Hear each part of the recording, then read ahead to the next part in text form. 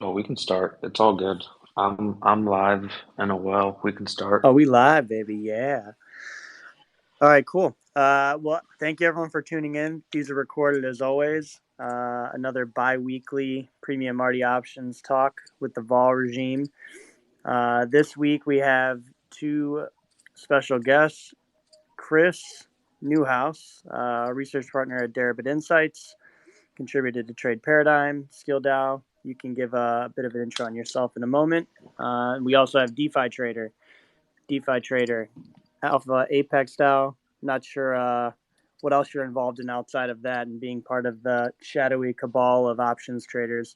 But we'll do a quick roundtable intro. Sure, sure. I guess I'll start. I'm Marty, as always. Premia's in-house options nerd here with, I don't know, we're on I don't know, maybe a lot of these now. I don't know what number we're on. Maybe we should start numbering them, or maybe I should start remembering. And I don't know, maybe we could just circle at Bitcoin's at 27,000 and ETH is at 1816, 1817 for anybody who's listening in on the recording. And I'll be co-host today with our fellow other options traders and DeFi guys. And Chris, you want to give yourself a little intro and then DeFi trader follow after that? Sure, yeah. So a little bit of background about myself. So I've always been on the institutional side of the crypto option space. Started off over at Genesis Trading on their trading and research team, and then pivoted over to GSR, also on the trading and research team. Spare time, I'd like to stay involved with the DeFi options space. So do some stuff with Paradigm, educational options content, and then do some stuff with Deribit, some weekly insights and things along those lines. Nice, nice. Great to have you. Chad. Um, and DeFi trader, give us the 30-second pitch.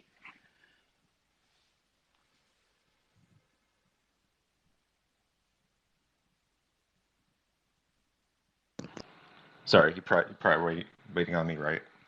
Yeah, now I got you. Yeah, I had to lower my mic. Yeah, that's a great intro. My name is David, also go by DeFi Trader, and starting like a DeFi trading DAO. It's named Alpha Apex DAO. It's like a private alpha group. We do like a bunch of collabs with other projects and other groups as well, and also make like a bunch of content as like a DeFi educator. So part of like other DAOs, like one in specific like Creator DAO, and just like pump out some content from there as well. So that's pretty much it for me. Nice, nice. Yeah, we got a good mix of guests here today.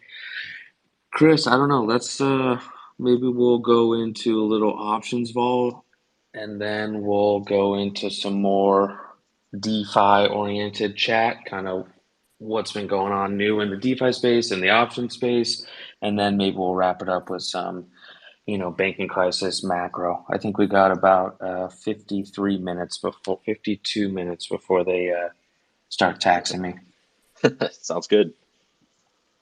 Yeah, just for anybody who's listening in, thank you guys for being here. And right now, the crypto option space is a weird place right now, right? We're seeing super low volatility. I mean, we're trading 50 vol products basically. Any lower than that, I'm going back to TradFi and gonna go trade some bank stocks. It's been interesting seeing what institutions have been buying. Personally, I've been seeing they're interested in this June, Mhm. September, and December expiries. And it seems like people are thinking we're pretty low vol until June and maybe into Q3, Q4. We'll get a little spike. Simply, I'm seeing people selling the Junes and right collecting the credit and paying for Mhm. these um, December, Septembers. Yeah, it makes sense. I mean, definitely kind of agree on that point. It's a really interesting space to be in, especially right now because of kind of how we got here, right? So January, like December was super calm, super chill, like realized vols was in the 20s. It was super pitiful in December. January, we kind of saw some of the similar trends until we got into that first kind of like CPI print and things along those lines, where we actually started to see some momentum kind of step back in, push above 20K and start breaking out, and kind of actually getting some tradable volume, seeing vault buyers start to step back in. And now we've had all these kind of events happen.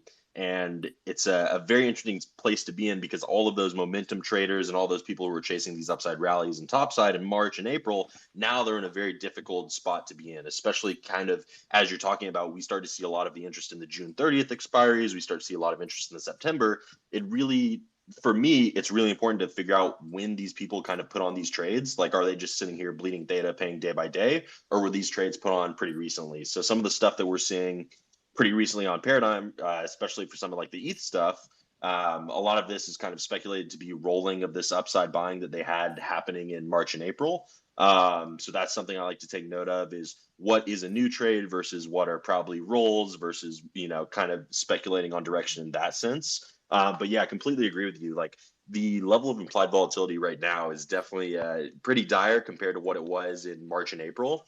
And I think there's been a lot of discussions and talks on other Twitter threads as well, as like, what's going to be the next catalyst to even push us higher? Because what we're seeing right now is, sure, this is like historically very low, and everyone's like, okay, it's historically very low, like buy. In my mind, it's like, okay, it can always go lower. What's the catalyst for us to move higher right now, especially after we pivoted? Like, we're in this range for Bitcoin, like 27, 30K. Spot vol correlation has been pretty strong recently. I'm trying to think, like, what's the catalyst to be buying vol right now, other than the argument like, hey, it's super low. So that's kind of just something that I'm thinking about. What are your thoughts on kind of vol buying right now? Yeah, I mean, right. So those guys have FU money, right? They're playing with a larger chip stack than most, right? So when Mm-hmm. things are quote cheap, right? And that's in any of these articles that you read from, even for me, right? Vol's cheap essentially. Mm-hmm. So why not nibble at these long dated expiries just in case, right? Maybe you Mm-hmm. just even go long Vega, right? Mm-hmm. And you're just betting that IV is going, volatility is going to increase. I'm seeing a few trades like that, but nothing major. I Mm-hmm. think Tony Stewart yesterday was like, "Oh, Vega you need like 2 million Vega to push the market." Mm-hmm. And besides that, we were going back and forth, and essentially, it's just going to take time for vol to come back unless there's a black swan event, right? We should Mm-hmm. note Mm-hmm. that you said you started at like December, right? Well, the last vol spike was November, right? Mm-hmm. FCX collapse. So that was the last main catalyst. And unless we have like a Binance collapse, and hope God we don't, right?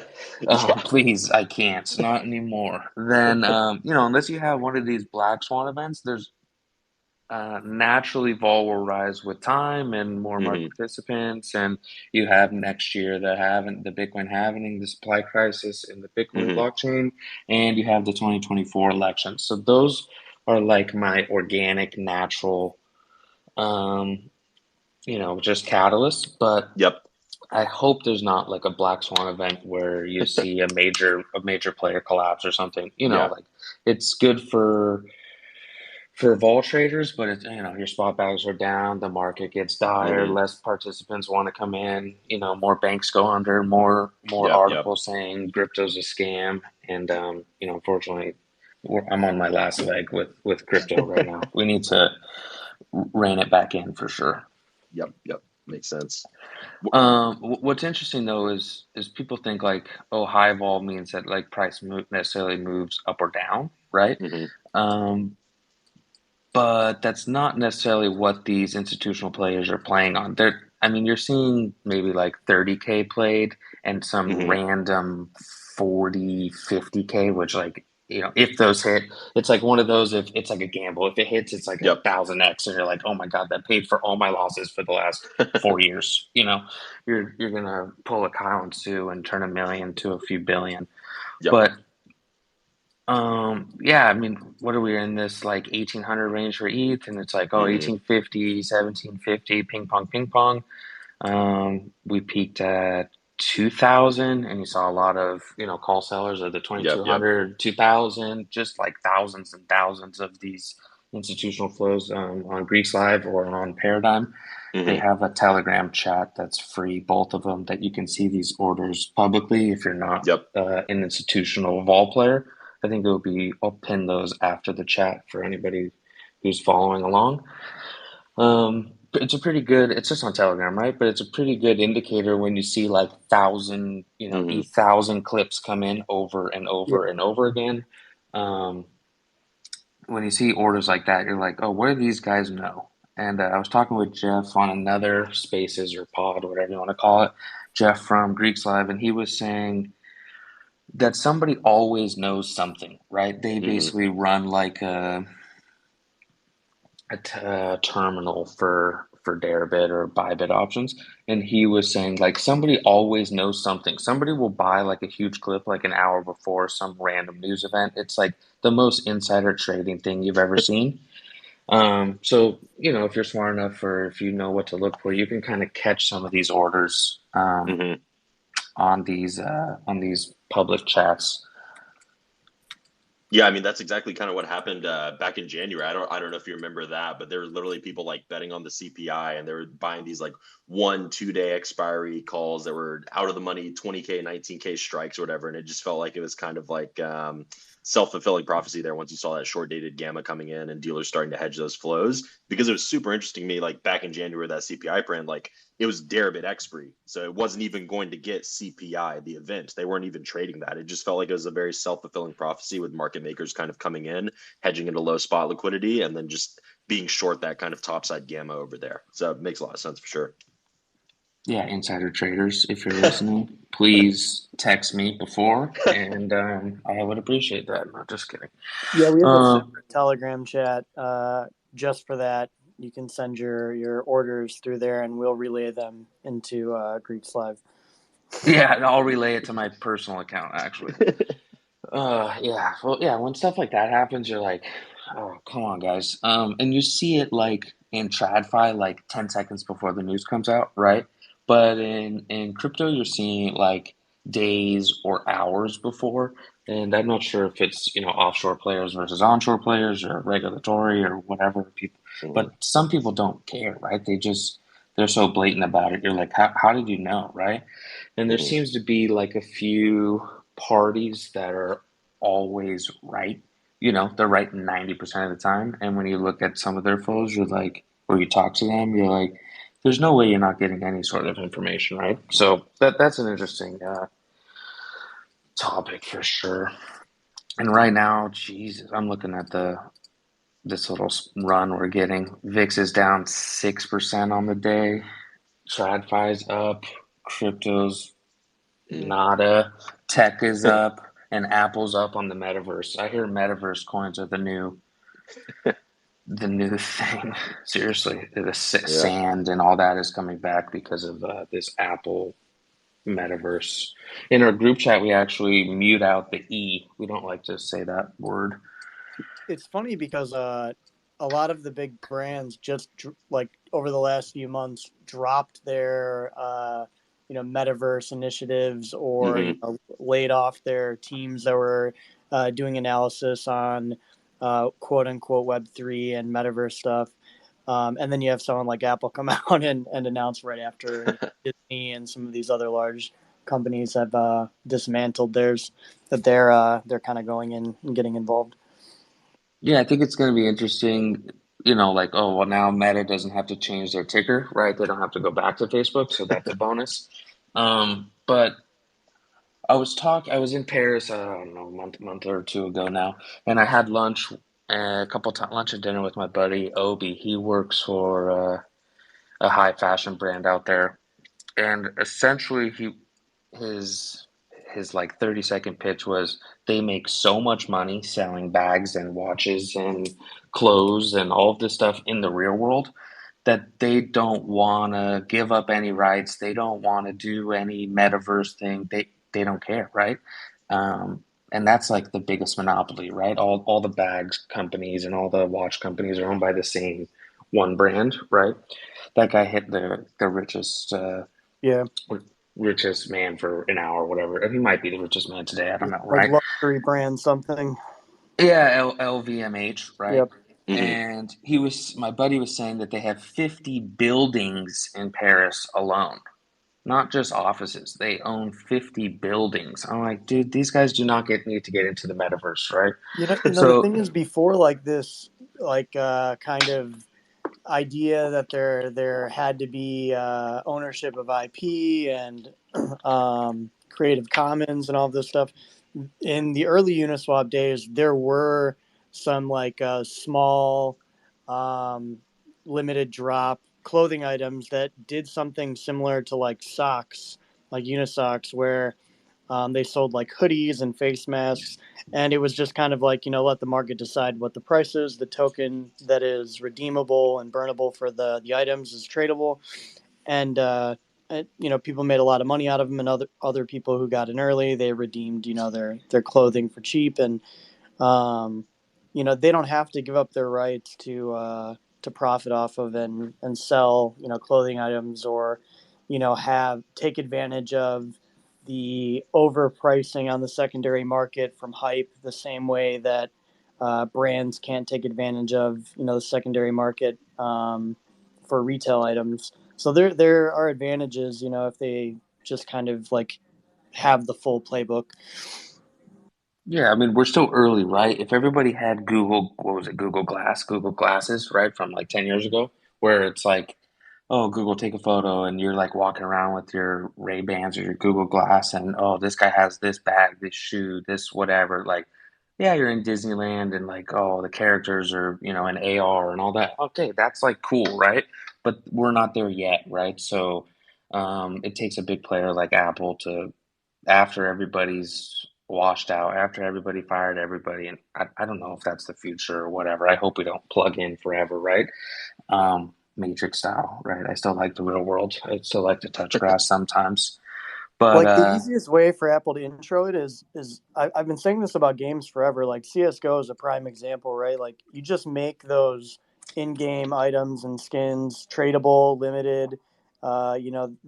You have something like Fortnite where they have items they haven't released into the item shop in like 4 years, and kids drool over other kids who have these skins, and it's like if you made these things tradable and you made them an NFT, like that is like your intro to Web3 and to normies, and like making it super easy, and masking, the crypto part of it that everyone has like a stained image kind of who are on the other end of the spectrum.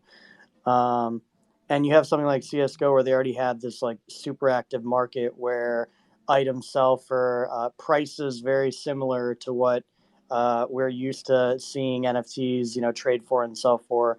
Um, it's like a perfect fit. So if Apple were to have some game that they could apply a model to like that, I think they would, kind of lead the way and kind of be the first winner of like the gaming and the gaming bridge that I see that'll eventually happen.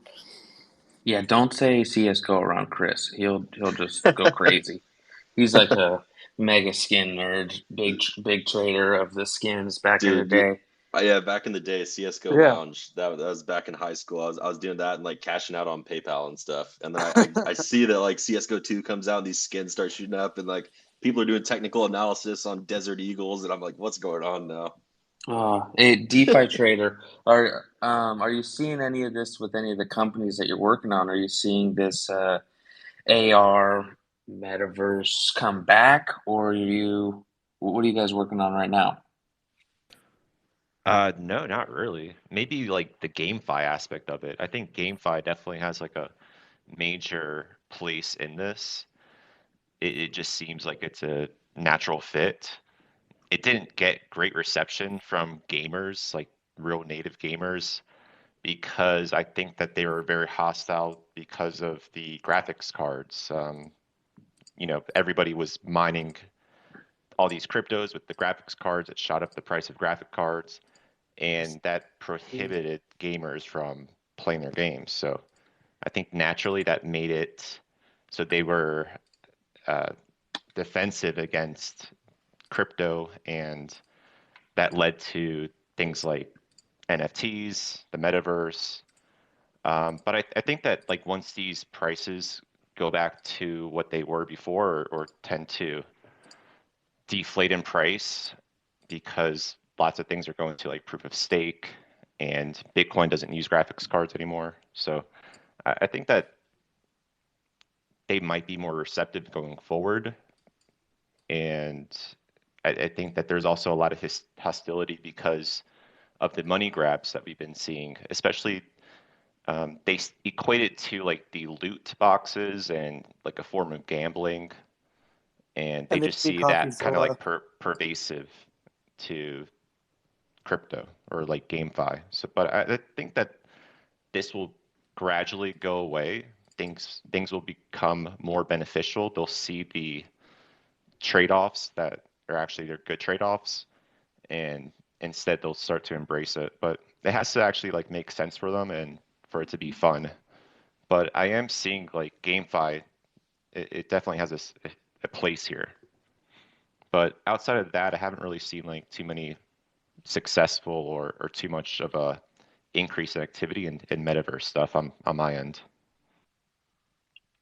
Apple's going to take it all from everybody and then charge everybody 30% on every transaction, like they do in the Apple Store. Yeah, if they're smart, I think that that's the way to do it because they have such a huge audience already. They give it out to free for their current users, and then they make sure that they've retained all these users so they could market to any of these businesses that want to onboard through them. So yeah, they got like a killer business model with the Apple Store. They just have to implement that with their metaverse, and they're just going to be raking in the money, I think. Yeah, it's almost a hard word to say right now, metaverse. It's like, ugh, we're not there yet. We're not back on full shitcoin gambling for Marty yet. We're not there quite yet, but I'm getting close. I'm getting the itch. And I heard, Chris, did you hear that people were doing options on like shitcoins essentially? I forgot who it was, but this is like new to me that people were getting Litecoin calls and Pepe calls, and I just don't know how you underwrite that and how you hedge that out. Like my brain is still too small to understand unless you're selling it at like something insane, Yep. like Pepe, like 1,000 vol or 10, whatever it is, a 10,000 vol product, 1,000 vol product. It just doesn't make any sense for it to offer those types of Yeah, products. it gets pretty interesting in the altcoin derivative space for sure because it's all pretty much OTC, right? There's no liquid screen markets to go YOLO, Pepe options or things like that. So they're all OTC contracts. It really depends on how you kind of think about these. So some of the meme coins, I don't know, like exactly like you say, like quoting Pepe options, it seems pretty tough, especially some of the short dated out of the money stuff that gets really heavy exposure. Especially whenever you think about how a lot of these options are monetized on the market making side of the business. So like there's no screens for these, right? So you're not really selling the options and then buying them back and stuff like that. You're monetizing these through actually like gamma hedging and playing around in the underlying spot markets. So for a lot of these like very esoteric altcoins, well, Pepe is probably not very esoteric anymore. It's big, pretty popular, relatively liquid, I guess. But for a lot of these more illiquid altcoins and stuff like that, it's very difficult to underwrite these and kind of quote these. And it really goes back to kind of what you're saying in terms of like whenever you do actually quote these, usually the spreads are just super wide. And that's kind of how it is. They're all OTC, and it's pretty much like whatever market makers feel comfortable quoting in terms of like a vol price. As long as we can at least hedge the delta on the underlying, we'll quote it. But once you start getting like these really decently far out of the money, short dated stuff, very high gamma exposure, things like that, it's very difficult for us to actually underwrite those. So like Litecoin, that's something that I could see people actually trading that and probably being able to get, relatively tight spreads in regards to the altcoin markets, which are already very wide. But Pepe options and stuff like that, man, if people are buying those, whoever's underwriting them has to be charging a fortune for sure. For sure, Yeah. somebody's getting Yep. paid, right? Yeah, either somebody's getting paid or somebody's going to get blown out when Exactly. Pepe does a Exactly. 200% in and out. Yeah. Or maybe they're like limiting, I don't want to talk about their product or whatever, but maybe they're limiting like your size. Oh, you can only buy That $1,000. makes sense. You know, Yep. you can't buy $1 million worth of Pepe calls. We're Yep. not Yep. going to let you. They're limiting their exposure that way. Yeah, I mean, it's super interesting what's going on in the option space right now in crypto. We're still in this new um, regime, this new Hmm. time of crypto options because nobody's built out like a product that you can do three, four leg options that you can hedge on the DeFi. Okay, the DeFi guy. We got DeFi, and DeFi guy today. Um, uh, yeah, just that I guess I was just saying that the crypto vol space is still new, especially on the DeFi side. Nobody is letting you build, or it's possible, but yet nobody's built out a product that you can do three, four legs and maybe hedge with perps or have portfolio margin on that side. Um, I know that Premia is launching a little V3. Do you guys, Tolga and Premia, do you want to do a little sprinkle of magic of what's going on, a little insider of what I you was gonna guys are say working on? Tolga's probably itching when you mentioned portfolio margin. I'm just listening in. I know I've harped on the portfolio margin thing. I mean, so just from like a very high level with like V3, some of the problems that we want to solve and attack in the option space really comes from the vol side of things. Um, Options right now in DeFi are not a vol product, right? And a main reason for that is portfolio margin and proper like delta hedging vehicles, and more specifically, delta hedging that's part of the portfolio margin. Like, how can you actually control someone's delta exposure and see that as a portfolio along with all their positions, and then be able to provide the proper like margin offset for that. And so with V3, among many things, one of the goals right now is to migrate to a portfolio margin system. That's sort of our end goal. Now, we're not going to launch with that on day one, but we already have a pipeline of a process in which we're going to use to get to that eventual state. And V3 sort of is this culmination of like three different vehicles that people have used in DeFi in general. One being vaults, right? Vaults is probably the most common process for passive users. The other being more active order management, concentrated liquidity. So being an LP in a more active sense. So a lot of things, if you're not familiar with Premia V3 at all, probably the best one single sentence that can sum it up for you is we've sort of designed the Uniswap V3 of options. And so we work in a relatively similar mechanical capacity as Uniswap V3 with concentrated liquidity and being able to define the price and range in which you want to provide liquidity.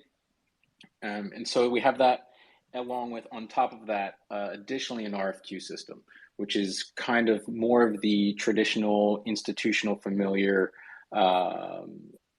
framework in which more advanced users can provide liquidity in the system. And we've sort of done that in a unique way where we can open source all the quotes using Arbitrum Nova and sort of create, sticking to the more like the decentralized ethos and allowing people to actually generate order books themselves if they wanted to via the events that we post onto Arbitrum Nova. And so we have these like three pillars in which we're sort of attacking the ecosystem, and hopefully combined with the portfolio margin as well that we want to get to, we should be able to satisfy the needs of sort of a broader spectrum of users from the institutional side all the way to then, the passive DeFi ape, essentially, right? Yeah, that's going to be insane for the DeFi space. And when are you guys looking at doing the V3? Roughly. Yeah, so we're gonna launch in phases. So there's a lot on our plate. There's a lot we're doing right now, and I think one of the realizations we're coming to is trying to launch everything at one time is just going to constantly push things back, and the process and the scope is very large in terms of what we're trying to do. And so V3 should be launched. I don't want to give dates. I don't think we have one officially set either. So I would say. Sometime in the summer seems about right. I couldn't even. The public will see it next month for a trading competition. Yes, and so there's like I said, there's going to be phases. So I don't even know like a date to give you because there's just going to be different parts throughout. I would say within the next month to every month for the rest of this year, we're likely going to have some sort of launch of something, some sort of feature, some sort of vault, some sort of functionality. So all of that's just going to continue to happen throughout this year.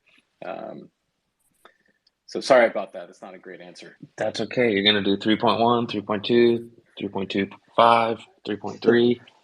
It'll be easier for people to digest too, I believe. I think if you just kind of throw the kitchen sink at everyone and go, here's Premia V3, it has 101 features, right? I think it's just going to be a little bit of an analysis paralysis situation where people aren't even going to understand how to use it because they're not going to know where they fit in the whole ecosystem.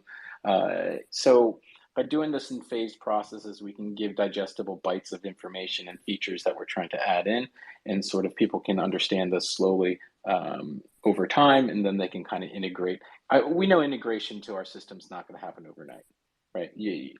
Advanced users are not going to come in and then overnight all of a sudden have built out their entire scripts and have used the SDK fully and completely understand how to how the trade flows work.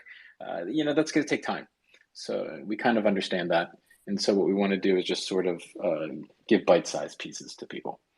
I'm going to say one person will learn it in 12 hours. But yeah, the majority of people, yeah, right, in a few weeks, a month, to fully build out a system on a new product. Yeah, sounds market like makers in particular, right? How do you even set up your markets, find your delta hedging locations? It's a lot. It's a lot to do. yes. I'll be interested to see the new product and try it out for sure. Sounds like we all have a trading competition coming up. Cozy, you want to talk a little bit about that? How much money's at stake? Do we know yet? Chris and I might compete. I already leaked enough, too much alpha. Just saying, Okay. generally when, but our queen of marketing will be rolling out some content soon.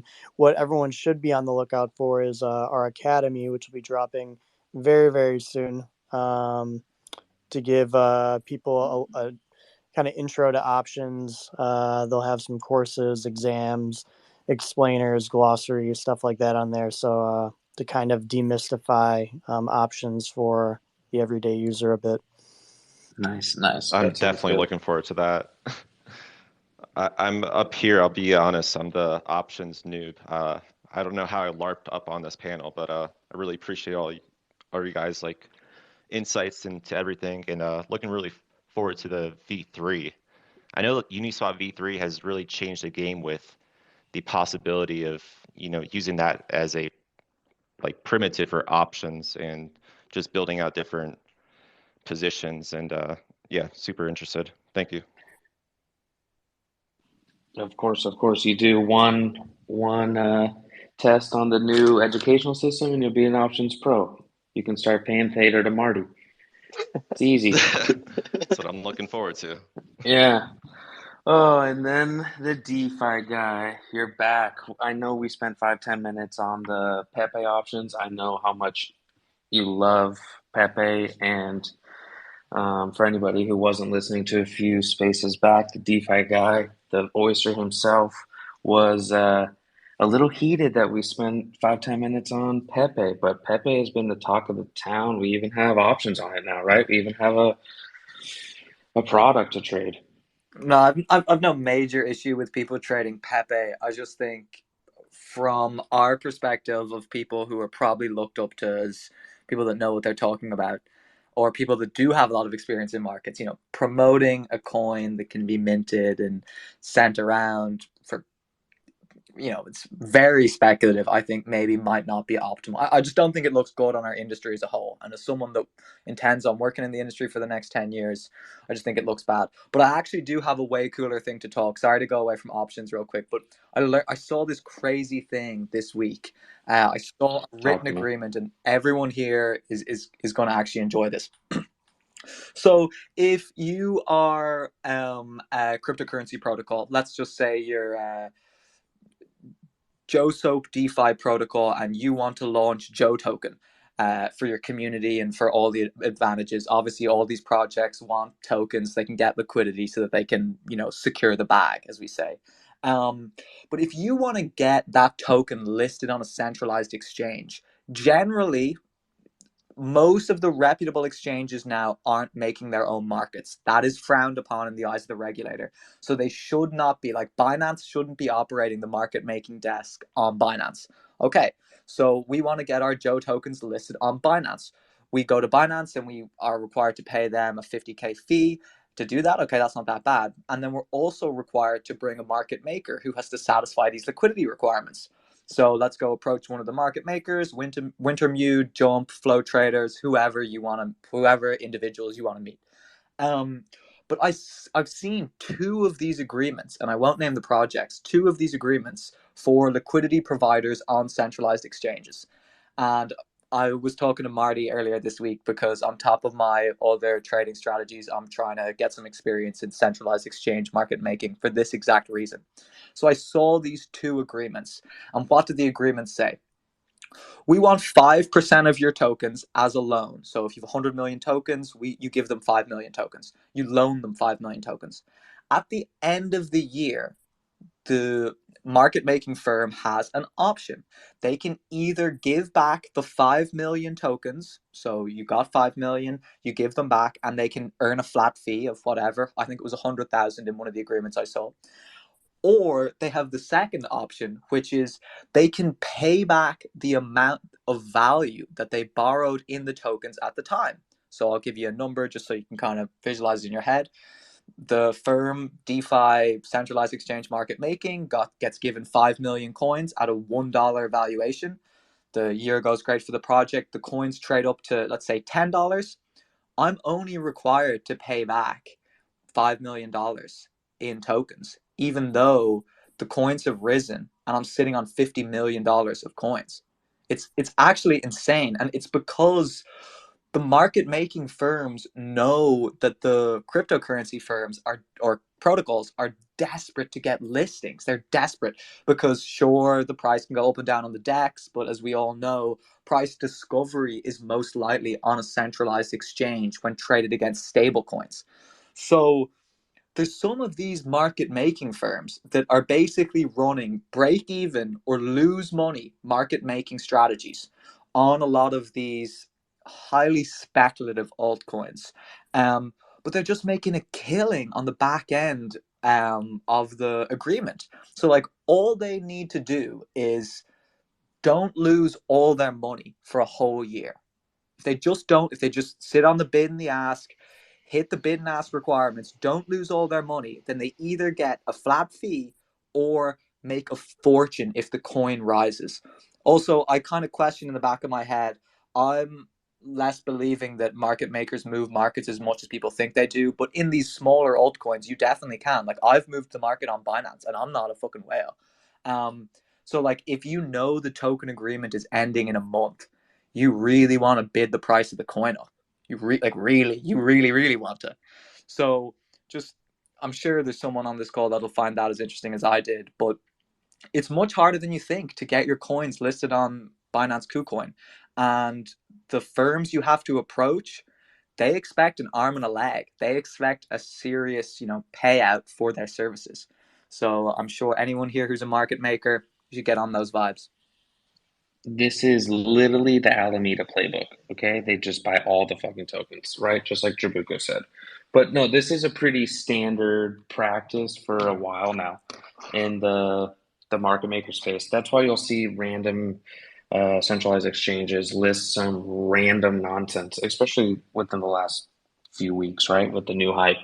But yeah, somebody's always getting paid, right? And the market maker's job is essentially to keep price within a few ticks, and they should make a few bips on every trade. Plus, they get a market maker rebate, is essentially like the easiest way to make money.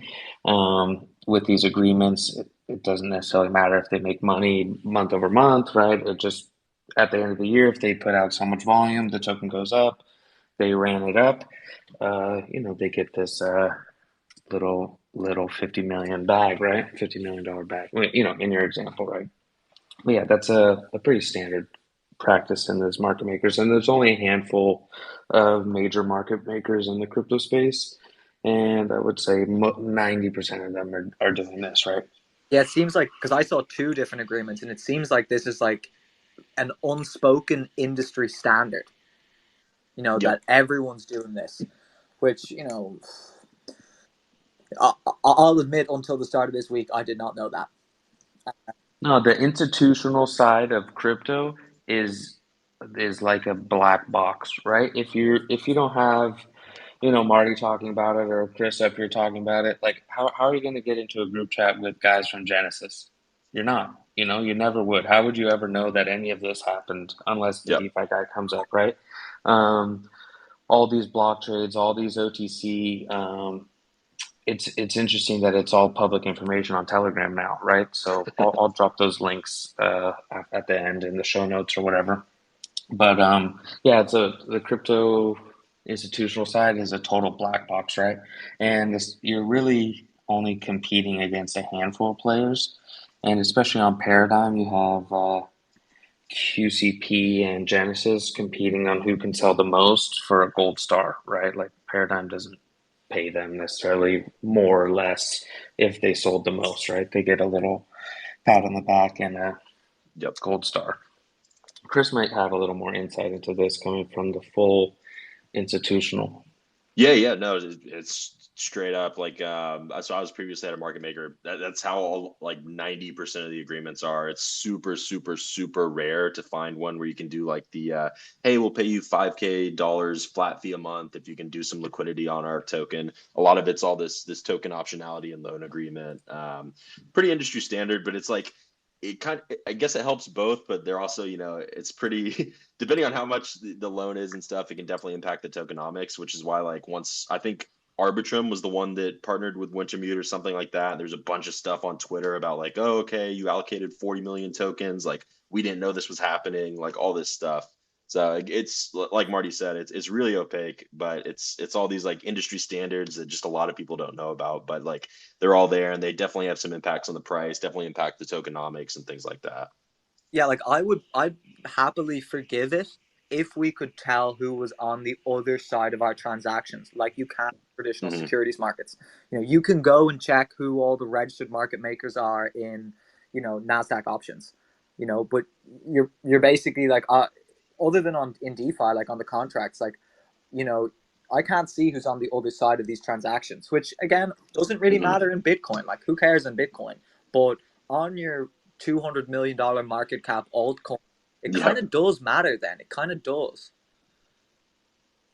100%. And I think the big reason why these agreements popped up and they're so popular is because what happens whenever all these projects want to launch tokens and stuff like that, they're token rich, cash poor is what they always say. So they're more willing to put out a loan on their tokens and get this market making service than have to front up some upfront cash to kind of get stuff started. Because the market making and liquidity, like you say, that's probably one of the biggest things that drives user adoption is to your token in terms of like, okay, we need to be able to buy it. We need to be able to sell it. I can't spend 10K on your token and it goes up 30%. We need to make sure that there's like liquidity and liquid markets for me to actually get involved in the tokens and stuff like that. Yeah, but I think because there's two different agreements you're signing. You're signing the agreement with the, market maker, so like the liquidity provider, your flow traders or whatever, and then you're signing the Binance agreement or the KuCoin agreement. And the KuCoin agreement requires a minimum amount of liquidity to stay on that specific account. So it's just again, this is one of those things that's like, oh, it's, once you know it, everyone's like, oh, everyone knew this. But I've been in this space since Bitcoin was $300, and I did not know that. You know, I've met a lot of the flow trader guys in Amsterdam, and they didn't let it in on that. But as you said, like, this is, everyone's getting these agreements, and everyone has to get past this to have a successful project. Like, if you're a project but you don't have a centralized exchange listing and you're alive for a few years, people are going to be not happy about that. Yep. Yeah, it's an interesting space for sure, right? It's this total black box, this institutional side of crypto, and we're nibbling in it. We're part of it. Chris is both feet deep, and then just like a joke, right? DeFi guy is learning the hard way, and Chris is the one signing the agreements. Yeah, fuck. Yeah, we got about 10, 11 more minutes. Chris, anything you want to talk about? Just low volatility. Marty's just over here selling every day, slanging what he can. Oh, we got my favorite new follower, Loris, as a listener. Shout out to Loris. He's a big Marty hater for the vol seller, but we're still gonna do it. I actually took the same trade again for the last day or two just to prove a point. But yeah.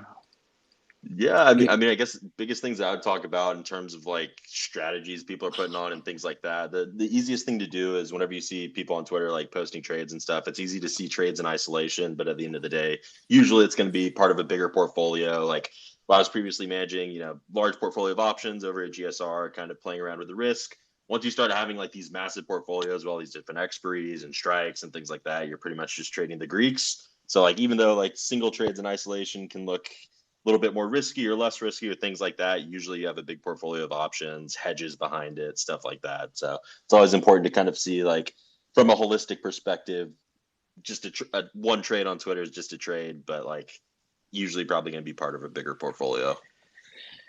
Yeah, and the Bird app is so funny, right? You can only share so much. We were limited to in characters before, right? I try to give everything away for free. I try to do insights into these institutional flows and things. And in the next newsletter, you're going to see some more institutional flows from Greeks Live and Arkham. Specifically, that's who I got some new data from to put in the next newsletter. But I try to put out the best stuff for free. I try to get on Twitter and help people for free. I don't sell a course or any bullshit like that. Yep. Don't need to when people are paying Marty that theta every day. Yeah, but I don't know. We want to open it up. We got 9 minutes. We covered a lot of random stuff. It was supposed to be the mega vol, but we went to the metaverse and ended in vol. Does anybody have any questions? Nobody ever asked Marty any questions. What do we have coming up? Friday is Chairman Powell and Chairman Bernanke. Yeah, I think that the macro. Yeah, like my 30-second pitch on the macro is what do you have? No, tomorrow you have the initial jobless claims, and then on Friday you have JP and Bernanke on the panel. But the 30-second pitch is like inflation is sticky. It's not going anywhere. They're not gonna.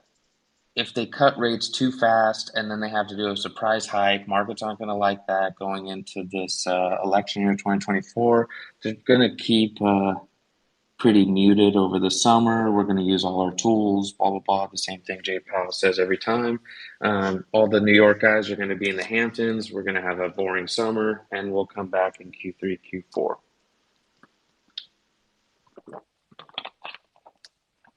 I got a question. Since you were talking about maybe some catalyst, I was just wondering, speculating on those catalysts, what might those be? And would those ultimately come as a macro event, or would it come from within crypto? And do you think that could play out within this year or next year? Yeah, just wondering that if there's anything. Yeah, I think I covered it a little bit earlier. Like, unless there's a black swan, pray to God there's not a black swan, like the FTX crash where we saw ETH fall hit like 120. and it's been down ever since. Unless you see something like that, then the only thing for vol to come back is time. And for the perfect storm, you have the Bitcoin halving, and then you have the 2024 elections. So with time and these two natural quote catalysts, I think you could see vol pick back up in that time frame. These institutional traders right now are basically betting in Q3, Q4 that vol will pick up, but we're not sure the whole book or how that's looking, but their whole book, but they could just be buying it because it's so cheap. Right now we're at 50, and if it goes to 60, 70, 80, oh, they're going to make a fortune, right? They're long Vega, and if it goes up, then if IV goes up, they'll make a fortune. I think building a little bit on that as well, there's also kind of like there's always the ever-present micro market structure of crypto in terms of these liquidations and kind of like the spot market liquidity. So I think that there's also the kind of like those are kind of the big macro events and things that can happen along those lines. But then I also think that there's this kind of ever so present thing in the background where, hey, maybe we have like a CPI print or an FOMC meeting or something like that, and we slowly start kicking up into like these liquidation levels. Dealers are short gamma, have to buy into these kind of rallies, things like that. So I think that there's also the possibility as well on some of these more like smaller events like the CPI and the FOMC, the stuff that happens weekly or monthly, that there could be some price movements there that kick us into a liquidation. Then maybe we start seeing like these cascading liquidations where liquidation leads to more liquidations, spot buying, stuff like that. So I think in terms of like events for me, it's a lot of these macro events like Marty's talking about, and then also being always aware of where kind of like big liquidations might be, where supports are, where the options market is kind of pricing things at. That's kind of how I think about it. Building on to that, something that like also could be a future catalyst is just regulatory clarity. Like as you have all these different countries and nations that are putting out frameworks and definitions for Ethereum and Bitcoin and how they're taxing it. A larger country like the United States having some type of framework or clarity in it being positive, outward, or forward looking. I think if it plays into or falls in line with other good small micro events, would be a pretty large catalyst to drive larger money back in. And on the retail side, I think it might be like last cycle was probably NFTs that drove retail back. And next one will probably be GameFi or NFTs within gaming. I don't know. I hate to always come on here and be giving the traditional finance answer to all these questions, but we're going to mute you. The reality of the matter is, going down, I agree with everything that Chris said. There could be liquidations, there could be all sorts of black swan events, but for us to go up, interest rates need to be going down. Remember, interest rates are at the highest they've been in 25 years. I know that sounds like nothing, but every single day that sucks money out of the economy. It sucks money out of normal people's wallets. It sucks money out of businesses. It sucks money out of every institution. It scares everybody. Are you going to make these speculative investments when you have these big interest payments every month? Probably not. So I'm also a big halving guy. I do have a lot of faith in the halving. I made a lot of money on the Litecoin halving a few years back. But, for us to start moving up again, interest rates have to go back down. And interest rates will eventually go back down because, the United States does not want to have to service all the debt they have at the higher interest rates. So for us to see, and plus another thing I learned 2 or 3 weeks ago is, the best time for equity markets historically, not crypto, is in an interest rate falling environment. A lot of people think that it's when interest rates are zero or negative because that's when we're at the highs. But remember, that's the end of the cycle. So if we look back through time, we see that it was when rates started getting cut and slashed month on month, quarter on quarter. That's when we start seeing people saying, oh, cash is going back to being trash. It's time to, just get into everything that's risky. And I think we'll see that in the equity markets first, and it'll be reflected quite quickly in the cryptocurrency markets.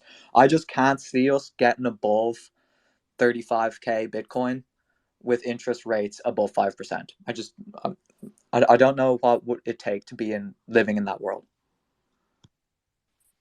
You'd have to live in Balaji's world. And if you live in Balaji's world, then the world is ending in 90 days or whatever he said, right? But yeah, totally agree with you, right? When credit when money becomes cheaper, more people borrow more money. There's more money in risk assets, is essentially right. When rates are high, there's less money and less money in risk assets, and Bitcoin is a risk asset basically. I know that Eat My Shorts had a question. What's going on, man? You buying any new cars lately? No, not the minute. So Binance are dominating derivatives at the minute, but their options side is horrible. Why do you think that is? This is Binance. Yeah. I know that outside of Deribit, all of the centralized exchanges are pretty shite on options. You can look at OKX, Bybit, and Binance.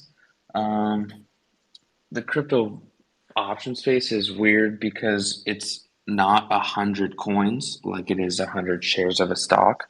Yeah. So for people to come into this space, it's a lot easier for the crypto space. It's easier for them to long Pepe 100x and click up or down, right? Instead of taking, I don't know, days, weeks, months, years, to learn a new trade. They rather just draw meme lines and call it a day. Go look at like OKX's spreads. It's like, I don't know how from Bybit even was talking about it on his. It's like a $50 spread on a Bitcoin at the money call option. And they're like, what? $100 spread? It's just like whoever's making that market is like sharking retail, right? And retail is going to buy that option, and the market maker is going to make money instantly, right? As soon as they buy it, they're down 20%, 10%, whatever it is. But I think it's all going to come back at one time. If the crypto vol space comes back, then you'll see Binance, OKX, Premia, Lyra, all these guys' volume will pick up, right? Just like DeFi summer, you saw everything in Solana go up, no matter what it was. Everything in DeFi go up. So we're in this weird trough, right, where we're in this trench just of no options, no love for the options. Yeah, because it's just like I've read all your books. Anytime anybody messages Marty to get into options, it's like, here's a list, read these books, and then get back to me. And that was like months ago. But obviously, some strategies I was messing around with, I tried on Binance and Deribit, and obviously, Binance is just a nothing burger, like break even or losing money. But then on Deribit, you're actually picking up pennies or making a few dollars here and there. But like, just on Binance, you're losing money just to try play options on there. Yeah, as soon as you enter the trade, you're down, right? Yeah, liquidity sucks. Yeah, liquidity sucks. And then they've a weird take profit thing, which doesn't make any sense, because it's like, oh, if price closes here, you make this much money, but it's not that linear, because like they're not taking Greeks or anything into account. So it's just like, if you trade up Binance options, you're gonna lose money.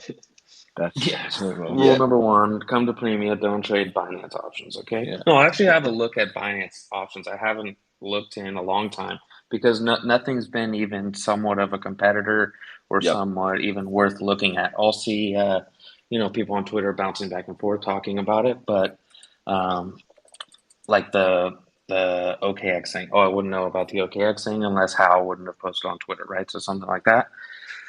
So, I'll go look at Binance. It's just that these market makers are just going to shark retail, especially when you have this weird thing where no U.S. people are allowed to have derivatives. So now you have like this weird Palau thing or whatever. So people are coming in and maybe they're new and they don't know. And of course, the market maker will shark you on an option for sure. That's their job. Yeah, I think besides Deribit, just like CME, it's probably the only place where there's enough volume or enough liquidity to not get. And if you don't have like 25 G's or something, you can't open an account, right? Or something like that. It's still pretty wide over there as well. I was trading those a month ago. CME is still pretty wide. The volume and interest has grown there, but it's still not even close to Deribit in terms of being able to get size off in C5 venues. Yeah. And then we had one question that was a comment from Von Meister. How do you decide range for when you set up straddle strangles, gut feel, or redacted formula?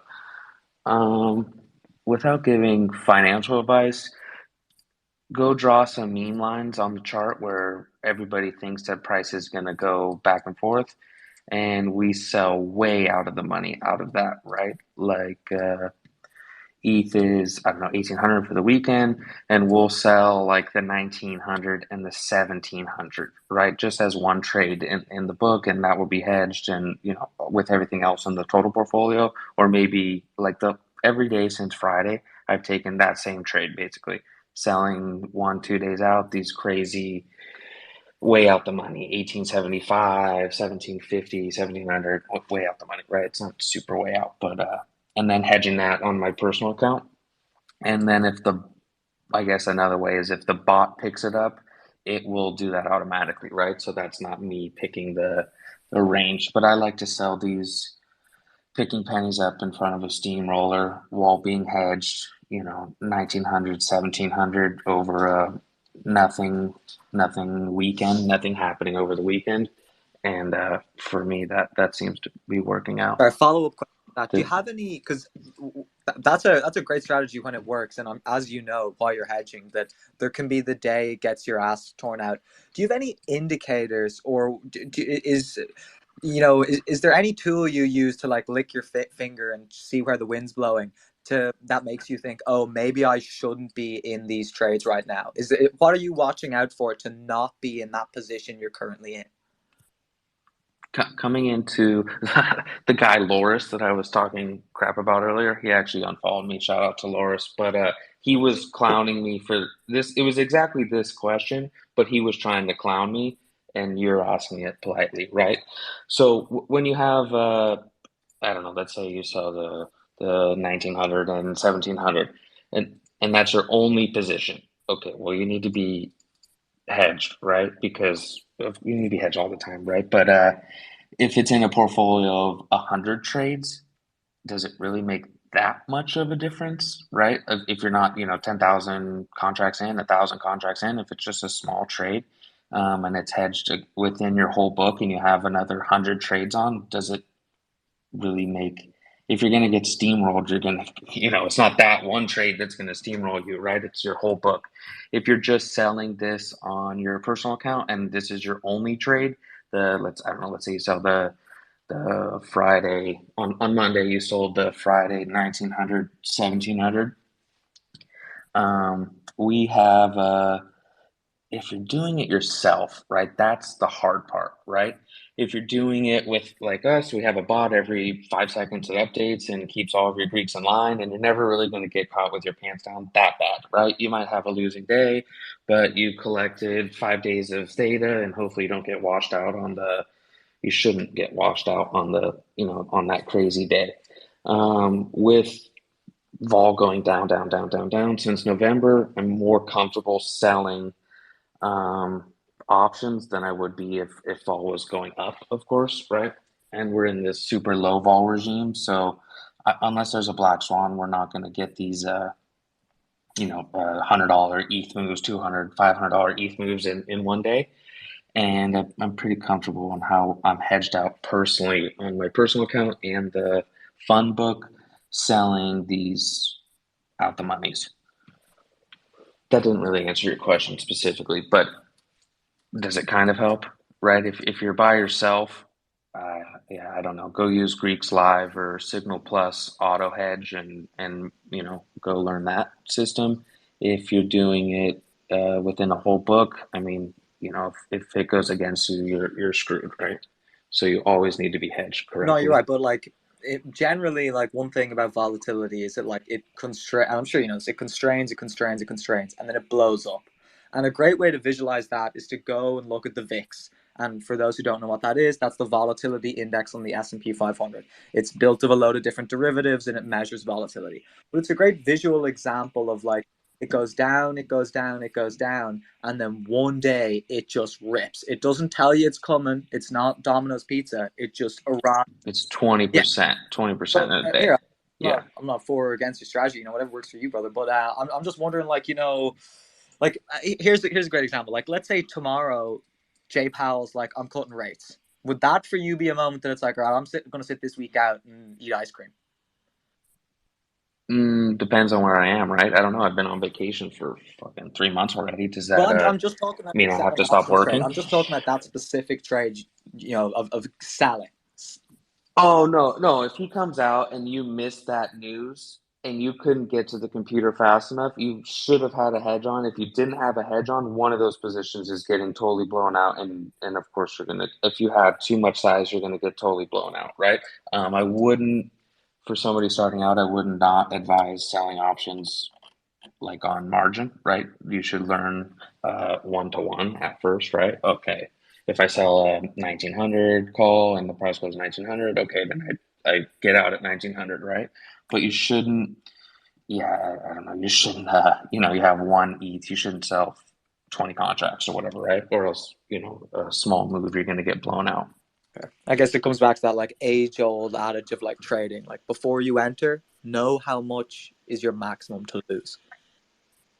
Especially in options, because it could go total. J Powell comes out tomorrow and you're at the beach and you're 10 minutes from your computer or an hour from your computer, you're running, your phone's not working, you're liquidated, right? Unless you had a hedge on.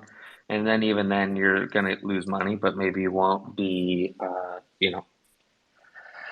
minus 100%. And the one thing about crypto options versus stock options is if you put on that trade and the stock market opens in the morning, you could owe the broker money, which is not possible unless you're a bigger firm and you're taking loans and stuff. But you're never going to owe your broker money in crypto options as a retail user. They'll liquidate you before that happens, unless on their side something went wrong. And then whenever you're selling these things, it's also it's all about how you hedge it as well. So whenever Marty's talking about like the auto delta hedging and stuff like that, like it's all about how you're hedging these things, especially whenever you get short options. Like being able, there's been some research and there's a lot of different ways in terms of which like how you can delta hedge these things, but like having definitive bounds in terms of when you want to actually start your hedge and things like that. Like if Marty's selling the 1700 1900 straddle, maybe we're sitting at 1800 right now, and every 2 or 3% he hedges, that way he's not getting blown out whenever it does actually move against him. Especially whenever you're taking on, like whenever you have the ability to delta hedge some of these like straddles and strangles, that's like you're pretty much trading the gamma at that point, especially for the short I think stuff. ours is every like 5 seconds or something. Yeah, the one that we built out, right? Yeah, there's the time constraints, the percent constraints, all that stuff. Yeah, I don't know if does that answer your question, the DeFi guy. Like it just depends on what you're running on your book. If you're doing it manually, you better have a couple No, to coins be honest, to do it. I have a lot of experience in traditional equity options, but I'm staying away from the options. I'll be honest in saying that. I'm steering clear. But yeah, I'm just wondering how you do it. It's great to hear you guys' perspective. There's always Pepe options. I hear there's a new platform you can go back anytime. All right, guys, does that wrap it up for the hour? Yeah, I think that gets all the questions in. And this was a great chat. Chris, DeFi Trader, the DeFi guy, always a pleasure. Appreciate you guys joining us. And we will see everyone back again in 2 weeks. All right, thank you guys. We covered a lot of stuff this week. Thanks, guys. Peace out. Have a good one. Take care. Ciao.